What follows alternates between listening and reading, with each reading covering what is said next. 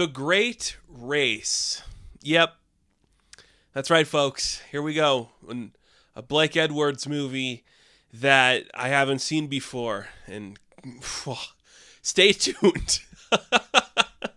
Every so often, I'm just fascinated by major studio attempts at filmmaking, especially in like the late 50s to mid 60s, where you're just slowly seeing a changing of like the guard coming for Hollywood. You just can't keep doing what's happening. And this is a prime example of that for me, where there are movie stars and big sets and big things happening, and it's expensive and it's loud, and I'm impressed with how it looks, but I'm just watching everything happening on screen going, this is so exhausting. This makes me so bored. I don't know why you would do this. This film is one of the things I put into the category of, there is no one under the age of 25 that has the patience to watch this. This movie is so long, it feels its length, and there is such a thin plot that it doesn't really go anywhere. And at the end of the day, it's just kind of like, yeah, there's, Lemmon and Curtis doing their classic thing, which I guess is fun. We did talk about Jack Lemmon and Tony Curtis before because we did Some Like It Hot, which is a masterpiece of a film. It's interesting, it's funny, it looks good, it's well thought out. What if you took that and made it worse somehow? I guess these guys aren't really on screen together all the time, but they're still doing like the antics, and it's, oh man, this one is exhausting. This is also, for some reason, the first Natalie Wood movie we're talking about on Movie Tales, which is a shame on my part. We should have talked about more. I love her to no end. I think she is so beautiful. She is so fascinating. She has the Lois Lane thing on screen where she walks in and you're like, oh, so that's like a person that actually knows how to communicate what they feel and think and how to behave in this world. So much is happening in this movie and I cannot believe it. This is our second Peter Falk movie because he plays Maximilian, who's like this sidekick to Professor Fate. What an insane movie. So there's two comps I'm going to give you for what this movie kind of is. Three. It is Wacky Races, the Hanna-Barbera cartoon. It's a mad, mad, mad, mad world. And it's Around the World in 80 Days. I'd argue one of those things is good. Or one of those things makes for compelling movies. So Tony Curtis is our lead here. He plays the Great Leslie. He's like this stuntman extraordinaire who do like, barnstorming in old planes where he flies around and surprises people. He's just good at everything. It's like a really cool guy that can do no wrong. Handsome. The ladies love him. You can't tie this guy down because he's so capable. And then you have Jack Lemmon, who plays Professor Fate. And Professor Fate is Dick Dastardly. Like, he is in a weird suit with a silly mustache. He has Peter Falk as his henchman/boyfriend. And they tried every single turn to stop the Great Leslie from doing anything. He's going to be flying a plane. They're going to shoot him with a cannon. He's going to be in a hot air balloon. We'll pop a hole in the hot air balloon and send him down. We have a motorized boat that can fight him. Like, they have big cartoonish weapons to take down the Great Leslie from doing anything. And the plans always fail because we're watching a cartoon. They're just a bunch of dumbasses who can't do anything. And God, does that not translate to today's audiences? I don't know a single person who would put up with this shit unless you are an insane human like me who is just interested in seeing Dick Dastardly on screen. Like, it's so dumb. Anyways, there's no, like, big stunts left to pull off, so the Great Leslie has this idea. What if we did this really big, like, car race? It's going to start in New York, and it's going to end in Paris, France. And he's going to have all the automotive companies sponsor it. And they're like, how the fuck are you going to get from New York to Paris?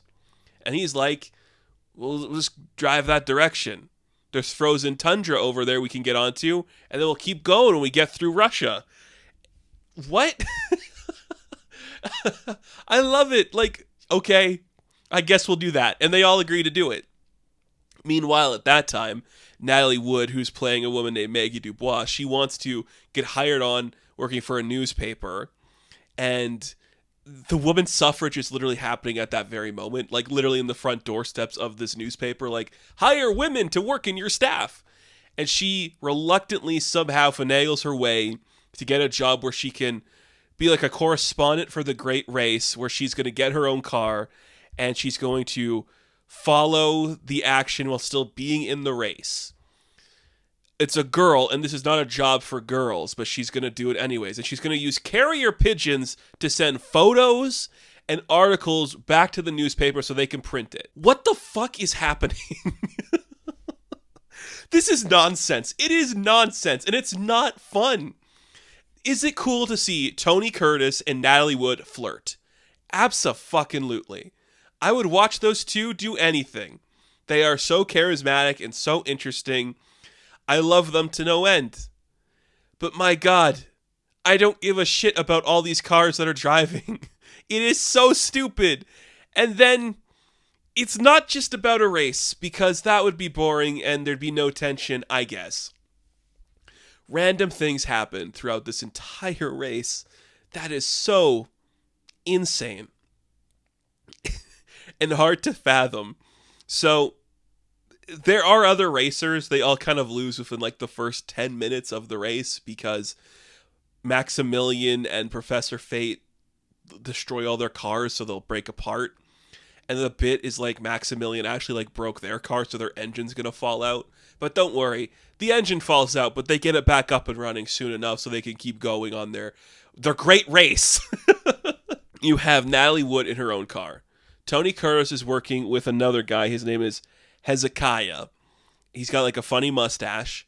So they're going to go on their thing. And then it's Jack Lemmon and Peter Falk in like the evil car. They're like the only three left in the race, essentially, as the story progresses, because they are four of the main characters. And they keep going. I guess we'll just say things that happen in this movie, this fun movie that everyone will enjoy. So the first thing, they go to like this town, it's this Midwest town where it's like cowboys and stuff, and gets into a big bar fight. I guess that has to happen. Also, keep this in mind, there is a sequence where Natalie and Tony get into a fencing match. That's going to come up later for some reason. So that's like a thing that happens, and they kind of keep driving. They all end up on the frozen tundra eventually. And when that happens, a polar bear gets into the vehicle of Professor Fate. So he and Max climb into the back seat of the car with Tony and Natalie Wood. I should mention Natalie Wood's vehicle breaks down, so she gets into a ride with the great Leslie, and they become like the romantic conflict of the movie. Are they going to get together? Are they not going to get together? How's any of that going to go? At the end of the day, they're going to get together. Because of course they are. Because it's the 60s, and even though this movie is about the woman's suffrage, she still has to end up with a guy in the end, because God forbid she be successful in her own right. I think if you made this movie today, and please, for the love of God, don't, the Maggie Dubois character would never get in the vehicle of the other guy, and she'd be her own capable racer that's probably smarter than all of them. And that's fine. There's a healthy balance to strike between the two. Do you make them too independent or too, cynical towards men? I don't know. There's something you have to strike between those two things, and sometimes it's not the easiest thing to do. Like this movie, it tries. And that's because Natalie Wood is just so capable and confident. She's beautiful. We also eventually get her in like underwear and have her splash around in the water so you see the outline of her body. And I'm not complaining. She looks nice and she's really cool. But we had to do it for some reason. Why? I don't know. But that's just a thing that happens. So much shit is happening in this movie. I don't like it. It's not really interesting. But, that's about the halfway point of the movie, is them on like the frozen tundra making it to Russia. They have to drive through Russia. And it's like, what is happening? You're watching two cartoon characters in Jack Lemmon and Peter Falk. Just, what are they doing? I know they're trying to be like these comedic characters. It is so irritating sometimes. And it's not really funny. What I will commend, though, And this is the thing that I think is very important, especially in like a duo like Lemmon and Curtis. You have the straight man and you have like the comedic one. Tony Curtis of those two has to be like the straight-laced, buttoned up, like I'm the self-serious one. I have the deeper voice. I have the more chiseled looks. I'm going to take my shirt off and fight some guys at a bar. Even in the opening credits to this movie, when Tony Curtis' name shows up on screen, a fake audience cheers. And when Jack Lemmon's name shows up on screen, the audience boos and throws tomatoes at the screen. It is funny. And what I will say about that is good for Jack Lemmon understanding that is the better role to have, because he gets to do some insane shit. Because the last part of this movie turns into this like political caper in some, Transylvanian like town where there's like this prince who was played by Jack Lemmon in dual roles. And there's like a coup happening where they use Professor Fate to pretend to be the prince so then they can like change the hierarchy of everything going on there. And because of that, people get arrested randomly and sporadically and they get freed by each other. And it is so boring. I get what they're going for. It is just such an exhausting thing to watch. And this movie has had a lot of interesting things happening around it. Like, there's actual cars driving on roads. There's a lot of extras watching this. The women's suffrage is going on. Good for these ladies. And we're fighting in big abandoned barns, and people are just, like, getting hit by stuff, and there's fire, and there's cement, and there's just a bunch of random shit. And then to have the guff to do this bullshit, it's not interesting. It's not funny. It doesn't make me feel good. But a lot of stuff is happening, and it's kind of Peter Falk's character who eventually like saves Leslie and Maggie, and they all manage to evade everybody. And there's like a christening where the prince is going to become king, and then he escapes, and they all, oh my god, they all end up in a bakery. And one of like the big final set pieces of this movie is the great Leslie and Maggie and the professor and Maximilian and Hezekiah and the prince and the prince's guards and the people in the bakery, all starting a food fight where they are throwing stuff at each other. Are there good jokes in this? Yes, there are. Some of them are funny. The way we throw things at people's faces, we are covering our actors in this goopy shit. It is cool to see that. The jokes that you can't hear people because pie is in your ears is funny. The best part about it is Tony Curtis is just standing in the middle and nothing is hitting him. And those are the moments where I'm watching this movie and I'm going, holy shit, the precision and dedication to not let this guy get dirty would be impossible. Imagine you're having like a water balloon fight with 12 of your closest friends, and one of you is standing slightly in the middle of this, and you're just tossing everything in every direction except where that person is standing. How do you not hit that person until the very end when his face falls into a pie because him and Maggie are falling in love? It is impressive, like, I commend them. They're doing some stuff. It's stupid, but it's happening, Eventually, they all get back in their cars, and they're going to win the race. They're going to make it to Paris. They did it. They saved gas. They made it through all this bullshit.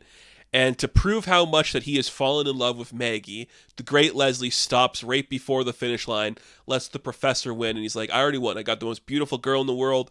They kiss, and everyone's happy. Oh, and the professor is so pissed off that the great Leslie just quit. He's like, fuck you. I want to race back to New York, you motherfucker. I want to show you I'm better than you on my own terms, not because you decide you fell in love. You're an asshole. I hate you. That is funny. That is a cartoonish way to end this movie, and this whole time this cartoon character has been screaming nonsense, so it is believable and funny that that's how he would react. But my God, this is 2 hours and 50 minutes. 2 hours and 50 minutes of this. And you feel it, man. Yes, there's an intermission and an overture, but they do not help just how annoying this feels. It is one of those movies that truly makes me understand how the new wave of Hollywood was coming in, because this is a lot. I like all these people. I like wacky cars and cartoons, but you missed the mark and made something insane that's not funny or entertaining. If this was playing in like a, a theater somewhere as like a retrospective where they're like, let's talk about Blake Edwards films, I might go see it again, but it's the least funny I think all of these talented people have done. I like a lot of their work aside from this thing, Oh my god, just so many cars that don't do anything in stupid bits. There's too many random instances where they stop and talk and have like a fight. Tony Curtis does get into another fencing match, which is fun, I guess. I don't understand it. I don't understand it, how this is like entertaining. I guess you are a child in the 60s and you've never seen Paris. Oh yeah, they blow up the Eiffel Tower because their rocket fuel backfires. And that's how the movie ends, with the Eiffel Tower being dropped to smithereens. God. Movies are good, not this one. That's The Great Race. It is a Curtis and Lemmon doubleheader with cartoon villains, wacky races, and a really cute Natalie Wood who's doing Lois Lane. There is something there, but not in this movie. So thank you all for watching this episode of Comedic Tales, if you can call this a comedy. Yes, it is, but you know what I mean. Be sure to like and subscribe to the channel. And of course, I will catch you all in the next one. Have fun. Stay safe. Good luck.